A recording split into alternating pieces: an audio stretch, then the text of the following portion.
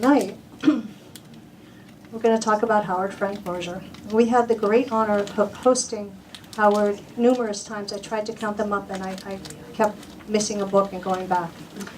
We got the slideshow, the wine plastered with rejection letters, and we heard about his visit to the large chain store in his rust bucket and his less than courteous treatment there. He truly was a storyteller. He wrote 11 novels and 2 nonfiction works, and he was working on this collection of stories last December when he learned that he had lung cancer and didn't have much time. His wife Phyllis wrote, having started one last manuscript, he pulled out a legal pad and wrote in longhand, hour upon hour until he finished it. A subsequent book deal, just days before his death a month later, gave the author one final full circle high. He loved the stories, and they turned out the way he wanted them to. Jeffrey Lent is an author in his own right. He's a fellow writer, and was a friend of Howard's and of the Bookstore. He's written 5 novels, including In the Fall and Before We Sleep, and he's here to talk about Points North, this collection of stories, and stories about Howard. And to borrow Jeffrey's word, reading the stories in this collection is truly bittersweet, knowing that it's the last visit to the colorful denizens of Howard's beloved kingdom. But what a visit it is. Good evening. Can you all hear me? Yeah. Good. Very, very brief introduction, and then I'm going to read a selection, and then it will become obvious why I did that. And I'm sure you all know this, but Howard wrote a fictional version of the Northeast Kingdom that he called Kingdom County. And among its many residents was a family called the Kinnesons, who showed up in different works in different generations and different stories.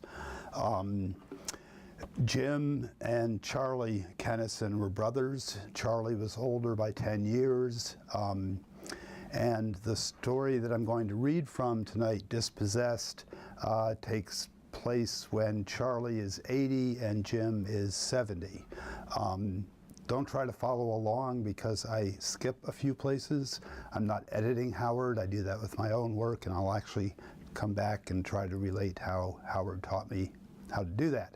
It's to get to the point I want to get to without having you all start to doze, okay?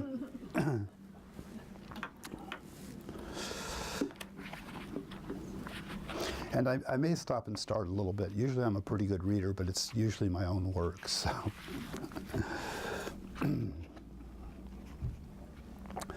For 60 years and more, on Memorial Day weekend, Jim Kinneson and his brother Charlie had made the canoe run together. They put in by the Canadian border in the great northern bog where the river rose, and paddled down through the bog and the gore to the family hunting and fishing camp on pond number 3. After spending the night at the camp, they canoed and fished their way to the mouth of the river, where it emptied into the big lake, Memphremagog.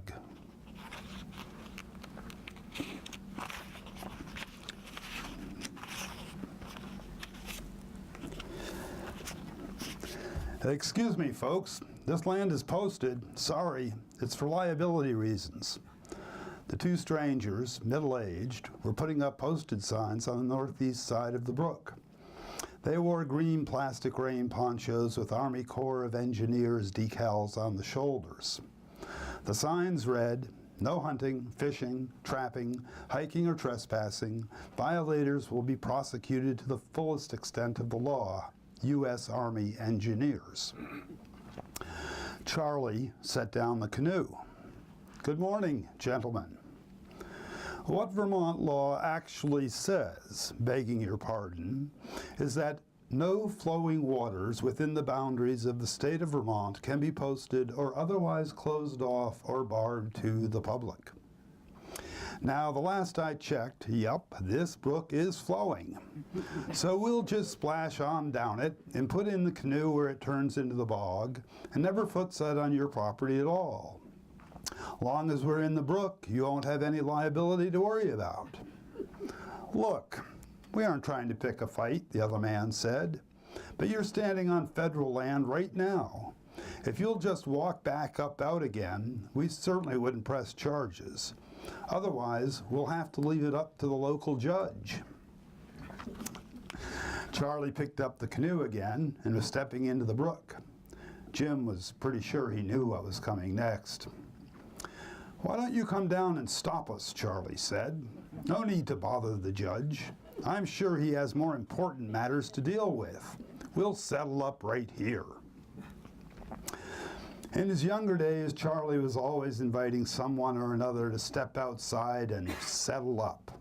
So far as Jim knew, his brother hadn't been constrained to settle up with anyone in the grand old Kingdom County tradition for a number of years. Jim wanted to unlimber his fly rod and get out on the water. This had gone far enough. "I'm Jim Kinneson, editor of our local newspaper," he said. "This is my brother, Charlie Kinneson, who happens to be the local judge. If you have a complaint, contact the state's attorney, but Charlie's right about the brook. You can't post running water." One of the strangers shook his head and said to his partner, "I told you we shouldn't come up here without a deputy sheriff." He mumbled something about the movie Deliverance. Charlie laughed. "Tell the judge," he called back, "me and this other man here have an appointment with some native eastern brook trout." Jim laughed. The "me and this other man here" was a long-standing private joke between the brothers. When Jim was 10 or 11, Charlie, home on break from law school, loved to take him over to the bar room of the Common Hotel for a soda pop. They'd sit at the table overlooking the village green, and Charlie'd rap his knuckles on the table and call out to Armand Sedong, "Monsieur Barkeep, bring me and this other man here 2 cold ones, if you please." A minute later, Armand would appear with a bottle of beer for Charlie and a knee-high or Coke for Jim. Jim had loved being called a man by his big brother, who treated him more like a fishing partner or best friend than a kid. For as long as he could remember, that's what he and Charlie had been, best friends and fishing partners. "I thought I was going to have a Friar Tuck Little John situation on my hands back there," Jim said. "Cut me a quarterstaff," Charlie roared. "Ironwood preferred." 20 minutes later, the brook was deepening and the banks were becoming aldery. They were nearing the bog. "Can they legally keep us from fishing?" Jim said. "They can try," Charlie said. "I wouldn't want to prevent me from fishing the place my great-great-great-great-great-grandfather discovered 250 years ago. Times have changed since then." "You can say that again," Charlie said. "I suppose they were just doing their job," Jim said. "So are we," Charlie said. "Our job as Kinnesons is to keep them from keeping us from doing our jobs." Jim laughed. On a knoll ahead sat a partly collapsed log building overlooking the bog and the mountains encircling it. The bog had been created about 10,000 years ago by the glacier, which had sheared off the mountains overlooking it and carved out a great watery bowl of boreal sedges and wildflowers, beaver runs, flows, marshy verges, and mixed stands of hardwood and soft, interspersed by kettle ponds and backwaters leading nowhere. The bog was a beautiful and treacherous place. Next to the lintel log, over the missing door of the partially caved-in cabin, was a board into which long ago someone had carved the words "Camp Number 7." In the early days of lumbering in the bog and the gore, both the logging camps and the mountains were commonly referred to by numbers. Monadnock Mountain was number 7, so too the logging camp at its base.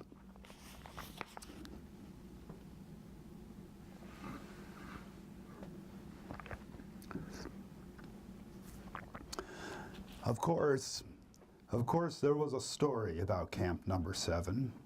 Gramp had told it to Charlie and Jim when as young boys they first began coming to the Great Northern Bog to fish and hunt, to blueberry on the slopes above its fringes in August, and cranberry along its waterways in October. According to Gramp, the fabled walking boss on the annual Upper Kingdom log drive, Noel Lord, had in his employ a river boy who habitually overslept the cookie's 4:30 a.m. wake-up triangle. Finally, Noel had had a bellyful of the tardy Jack. He stepped into the camp, shook the sleeper awake, jerked him upright in his bunk, then tossed a quarter stick of dynamite onto the red-hot lid of the camp stove. Noel emerged from the camp with the river boy flying out the door behind him seconds before the entire stove blew out the back wall of the camp. Jim had tried to pry the quarter stick of dynamite anecdote into more than one of his stories, but maddeningly had never found a way to make it fit. Anecdotes that didn't fit into a story organically stood out as conspicuously as a black eye. He made a mental note to somehow use the tale in his current book in progress. At 70, if he wanted to shoehorn in a logging anecdote, he by God would. "Hey, Bubba, you writing in your head again?" Jim grinned. "Let's get this show on the road," Charlie said. "We've got miles to go before we sleep, Frère Jacques. Hop in the bow, otherwise, boom, boom, la TNT." All right, so, boy, where to start with that one? Howard, as I'm sure those of you who've read him know, was a passionate fly fisherman. Howard also loved rascals and rapscallions and outlaws and people of that nature. And he and I had many spirited conversations about the best ways to poach a mess of brook trout, which of course we never did. It was a conversation. Dynamite was often mentioned as one of the best possible things to use. Knowing that, when I read this story, this is a collection of stories. Howard wrote novels, and I don't know, I haven't asked his editor or Phyllis how many of these were partial. I do know this. Howard wrote on yellow legal pads, draft after draft after draft, to get things right. As a writer myself, I know I have files and files and files of fragments of stories that did not make it in to final novels. And I'm guessing that some of these had their origins in earlier works that he then reread and rewrote to get them into a perfect short story shape. Some of them, no doubt, were original to him in that last year of his life. And that is kind of how writing works. You pick and you magpie things. And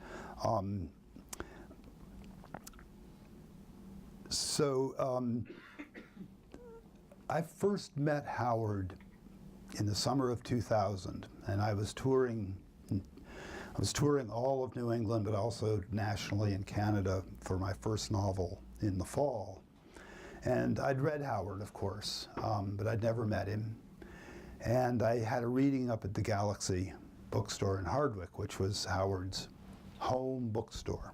We all have them. This is mine. I got there early, which I always do. I like to touch in with the bookstore staff, take a look at the space, if I haven't been there before, make sure I've got what I need, and then I go out and I take a walk around and just kind of collect my thoughts and get the car stuff off of me and all of that. Well, Howard was there when I rolled in, and he attached himself to me when I went out for my otherwise private solitude stroll. And we spent about 20 minutes, and by the time we got back to the Galaxy, I had a firm and fast friend that remained so for the next 18 years. He also saw both of my daughters grow up. One had not been, my younger one who was with me tonight had not yet been born. The other one was born 2 years before. So a year ago, 3 days before he died, I'd gotten the word from Phyllis. I'd called him. Howard and I talked frequently on the phone.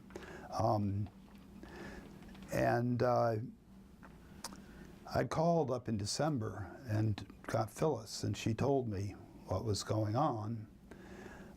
At that point, they still didn't have a full prognosis and sense of things, and I just said, please, please keep me updated and let me know.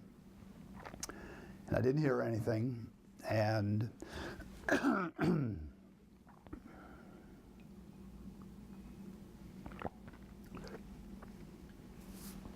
January rolled around, and I'm drawing a mental blank. It's the Mitch, the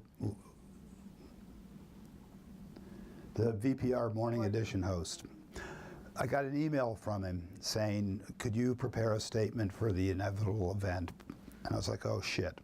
So I called Phyllis and learned that Howard was indeed very much in his final days. And I gave it a little thought, and I said, I'd very much like to come up and see him. But I'm not going to if it's going to, be a burden for you. And she said, oh no, he'd love to see you. So the next morning, Thursday morning, again, my daughter Clara and my wife Marion and I drove up to Irisburg, bitter cold January day, and walked in. I met Phyllis literally for the first time. We'd talked many times on the phone, but never face to face. And Howard was in a downstairs bedroom, and my wife was talking to Phyllis, and she said, well, go on in, he's expecting you. So Clara and I went in, and he couldn't speak very well. He was losing his voice, so that was difficult. But he looked up at Clara, and he pointed up on the bedroom wall, and he said, I had a dream last night. Your father was standing up on that wall somehow, holding the biggest brook trout I've ever seen. And I thought, what a lovely thing to have been in the situation that he was in, and yet having given thought to the fact that it's always a little uncomfortable coming into a room with someone who is in their last days, and especially for a teenager. And immediately we were at ease and sitting down and chatting and talking. And one of the things that came out of that conversation was he was telling me about this, and he said, when this comes out next January, I want you to go over to Norwich and read. He said, I'm asking all of my writer friends to get out and sell this book. Howard was nothing if not pragmatic about things. So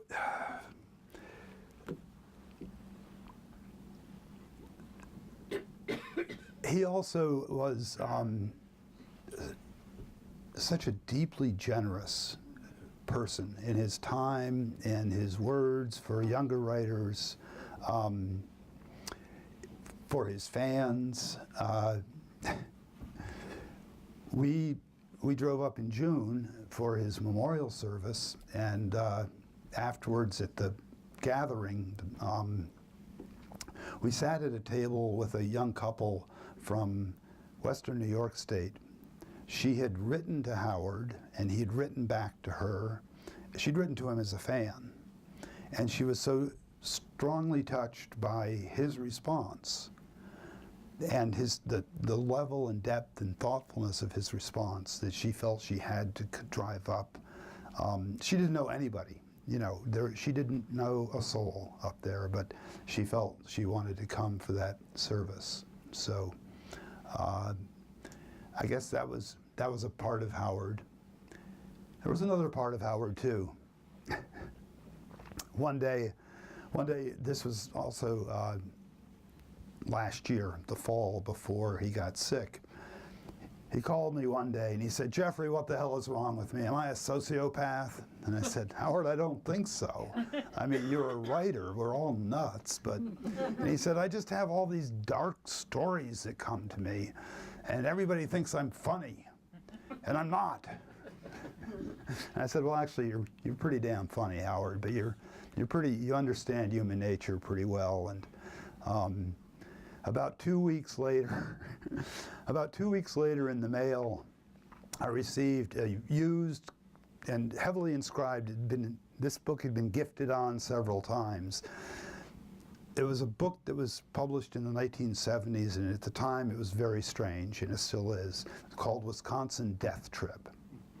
Ring a bell for anybody? Okay. A collection without captions or explanations of photographs from the 19th century from this small Wisconsin town of the most bizarre array of human beings that you can imagine. That was part of Howard also. I'm going to keep going there for a minute. A few years ago,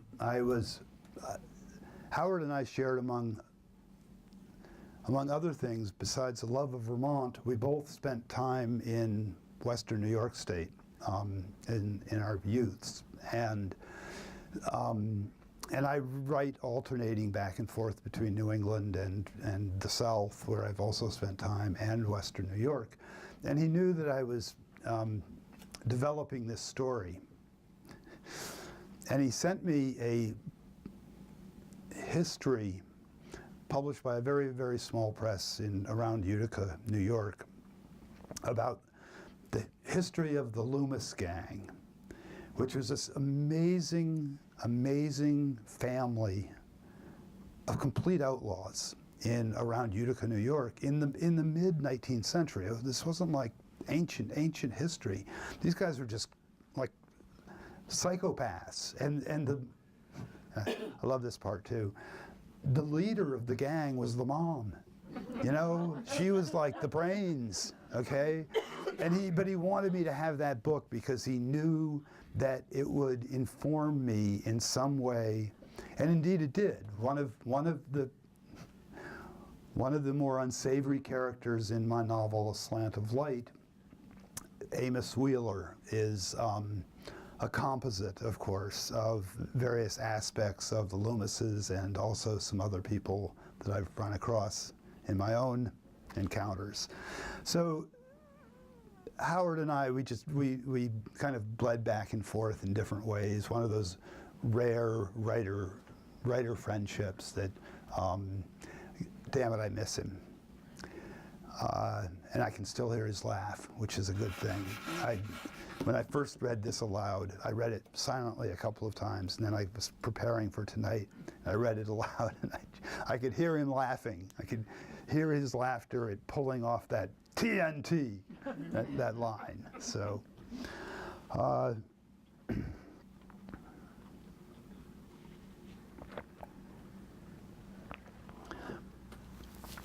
think also, no one knows how these things work, but I think that in putting together this final collection of stories, he was literally able to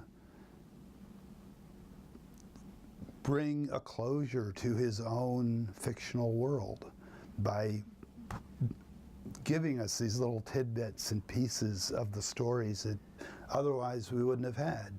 And I think that's it's pretty rare that a writer gets to do that. As a matter of fact, the only other real example of that I know is another very dear friend who died a couple of years ago, the writer Jim Harrison, who I was very close to for many years. And with Jim, both his final book of poetry, Dead Man's Float, amazing title, and his final collection of novellas, The Ancient Minstrel, all kind of were closing his life. So that's a pretty damn nice thing if you get that opportunity. I think as an artist to sort of draw things together. I'd love to hear anybody else's stories or questions or anything like that about Howard. So he read here, and we saw the slideshow, I don't know how many years ago it was, and I was really taken by that ridiculous writing chair that he was still using. Yeah. Is that still going strong? Well, I think so. Yeah, I think so. I think so. I do think he graduated to a newer used car. We had him in Tunbridge. We back in the early 2000s.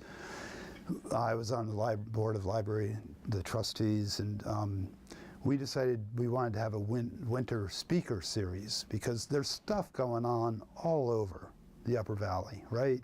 You know, but most of us don't want to get in our cars in January and drive to Lebanon to do something. So we thought, let's bring them here, and we did, and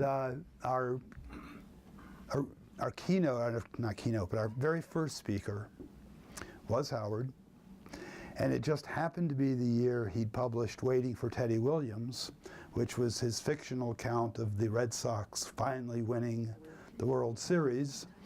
And because it was in January when he came, the Red Sox had done it just 2 months before. The Tunbridge Library was packed.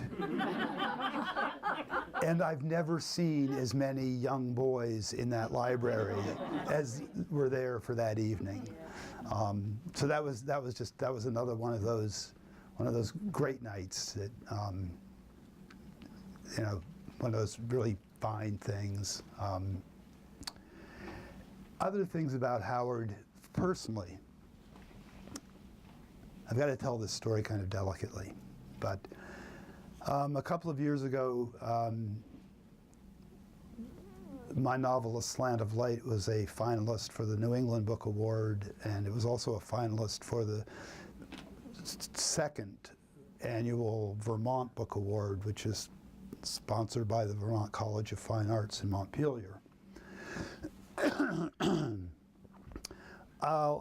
And that involved a dinner where the winner would be announced and expected to speak. And that's the sort of thing that you don't start out being a writer. You don't become a writer if you want to spend time doing things like that. You become a writer if you're happy spending days and days on end, never leaving your working space. That's just the truth. And I took a look at the list of those finalists, and I knew who was going to win, and I knew it wasn't going to be me, and I did not want to go.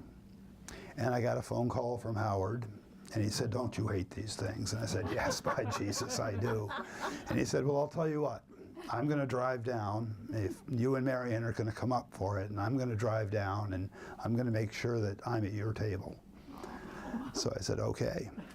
Well, he came down, and we sat, and we chatted and talked, and had a wonderful time.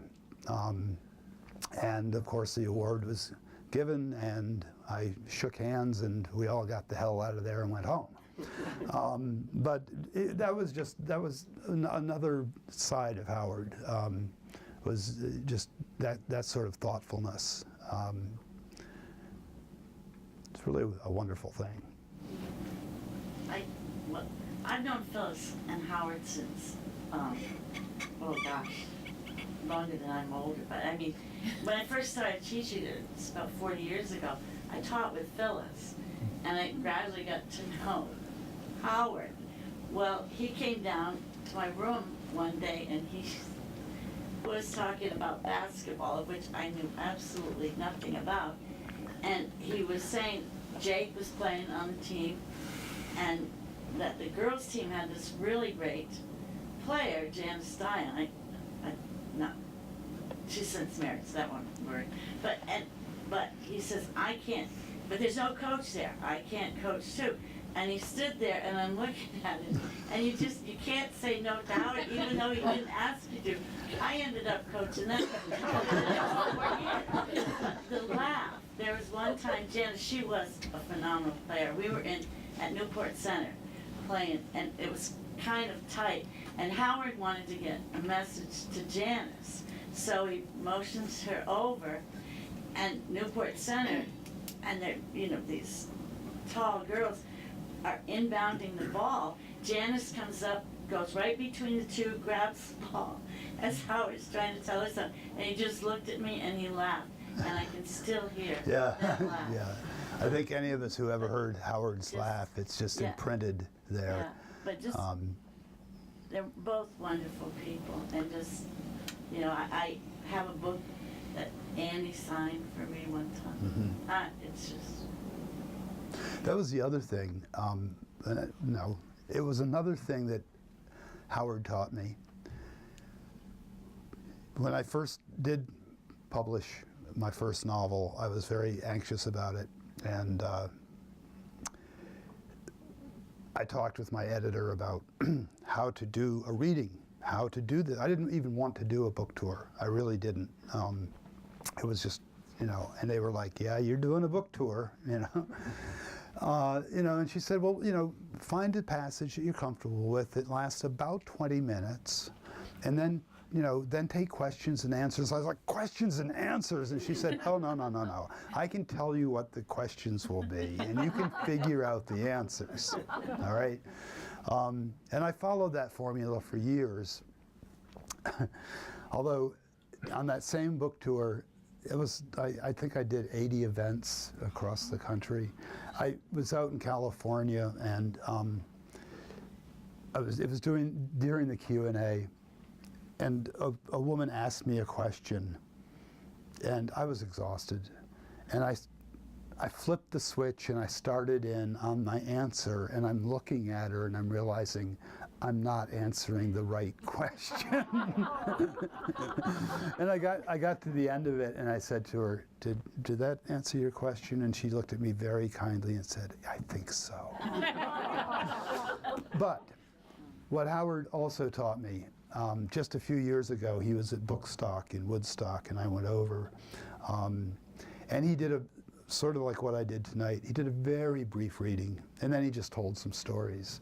And it was so much more comfortable for him and also for the audience, because even a very dynamic writer, even someone that you've been waiting years to see because you like this person's work so much, 20 or 25 minutes of reading, of listening to someone read, your brain starts to drift. It's just inevitable. It's part of being a human being. And Howard sort of said, you don't have to do that. You can, do it shorter. Keep it snappy, So, yeah, I learned a lot from Howard in many, many different ways over the years, and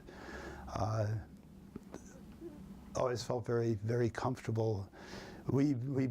I think we blurbed each other's books from like the first one of mine on, just because we liked each other so much. It was so easy to do. Yes. This is a Florida story. You don't think of Howard being in Florida. My father and his new wife, my mother had died, were in Sanibel, and we had to get out and take care of them. And Florida is not my favorite place at all. So I head for the bookstore.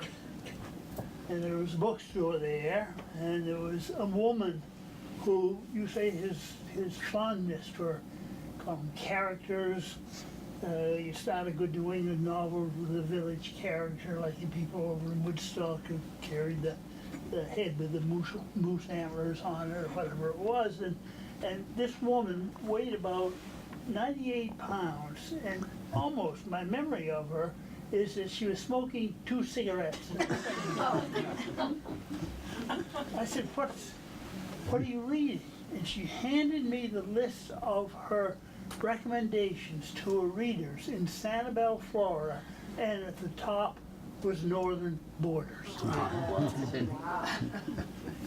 And I got a copy of that, and I had met Howard. We were both on the same committee at the University Press of New England where they published novels for a while. And I sent it to him.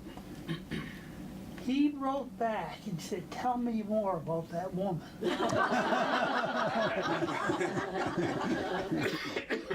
And so I described the woman and said, I kept looking for her in subsequent novels, and I never saw her. But I just imagined that Northern Borders became baffling to almost anyone who was in Sanibel, Florida. Well, yes, but then it's very hard to find a native Floridian in Florida, you know. So Howard, I was living in Asheville, North Carolina after college. I was in North Carolina off and on for about 15 years, which is when I discovered Howard's work.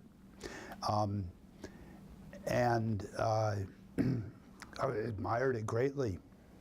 And then I read in the Sunday New York Times travel section, had an article by Howard, this was 1985, 86, about the Northeast Kingdom.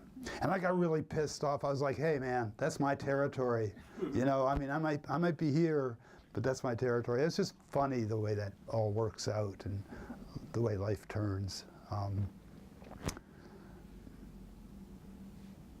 Becoming such close friends with someone who was writing out of my territory.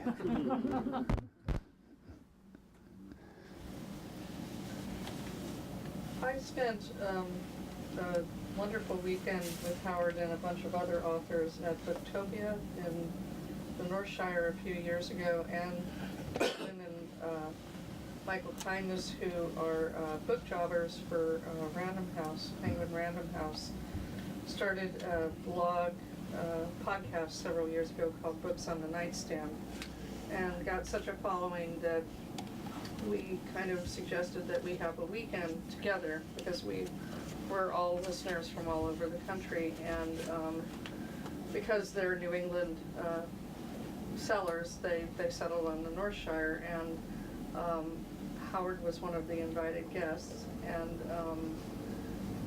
really I had been to 2 Booktopias, so this was my second one. He was the only author among all the authors that weekend that made a point, if he could, to attend other authors' sessions and participate. And after we had sat in his session that morning and had a lot of fun talking to him, that night, myself and my friends went out for Mexican food, and there was Howard sitting by himself, and so we invited him to our table, and we had just the most memorable meal, and then he looked at the clock at about 8:45 and said, "Okay, I gotta go call Phyllis," and that was it. It was like, okay, we get it.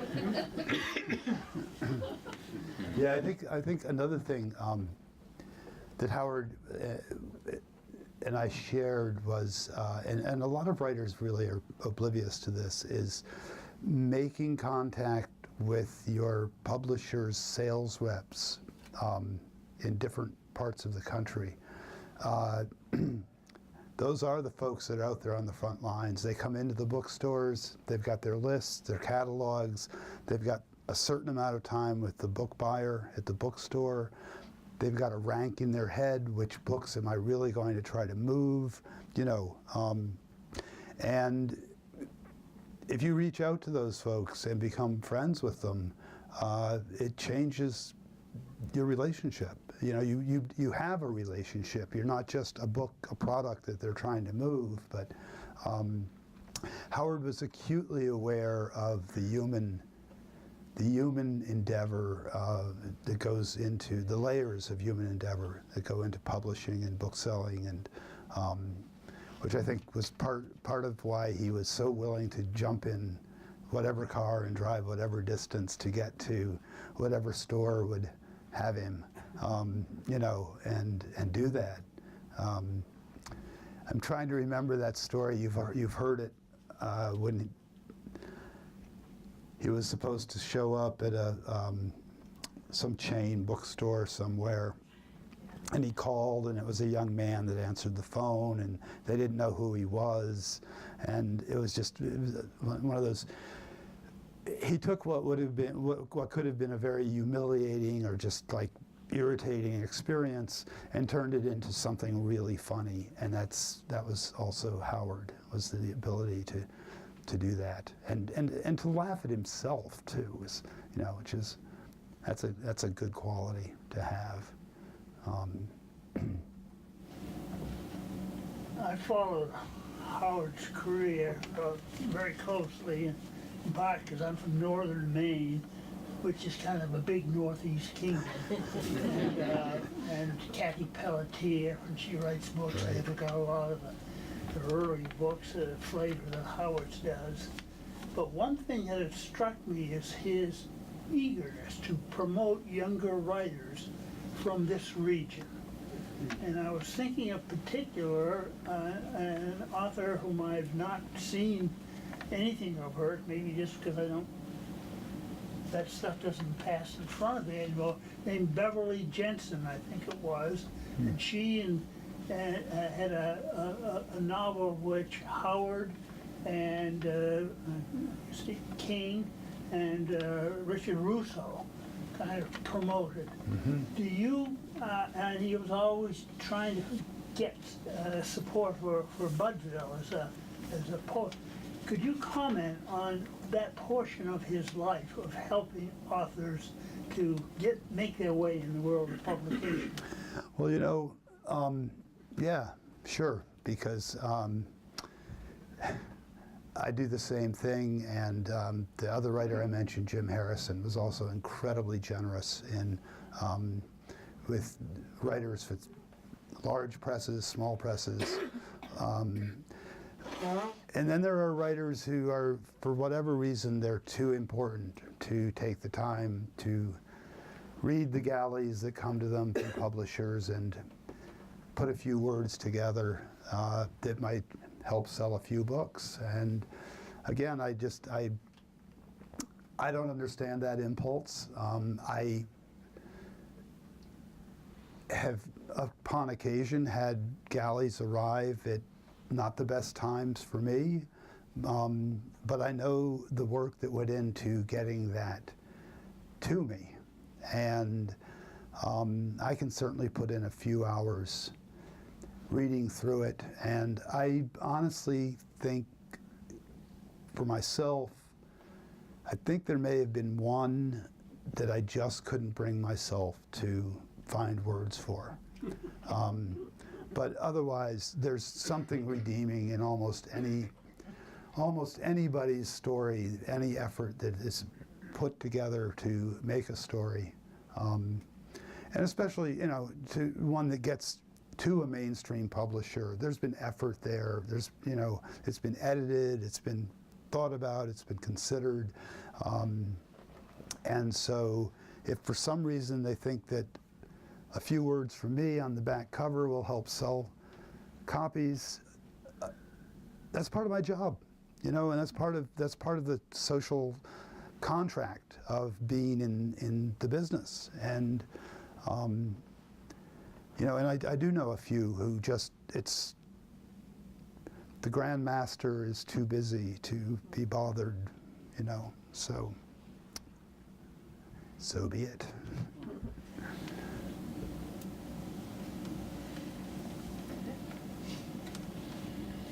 Wow, this is great. Well, I do know that there was an author that approached me just this week who was connected with a publisher that he didn't know about, a small local publisher called Green Writers, and he's a Vermont writer, and the person who connected them was Howard last winter. And those kind of connections are really important. I think another thing, and I don't think I'm repeating myself, I think this is from my memory of what I knew I wanted to say, was that Howard specifically asked me to do this, to come to Norwich. if you go to Howard Frank Mosher's webpage right now and pull up events, you'll see that all over the state of Vermont, writers are showing up at bookstores and doing events for Points North because of Howard. And that's just a testimony to who he was and what he meant to writers and to letters, to literature in the state of Vermont and beyond. That's how we can say thank you to him, Yes. and thank you to you.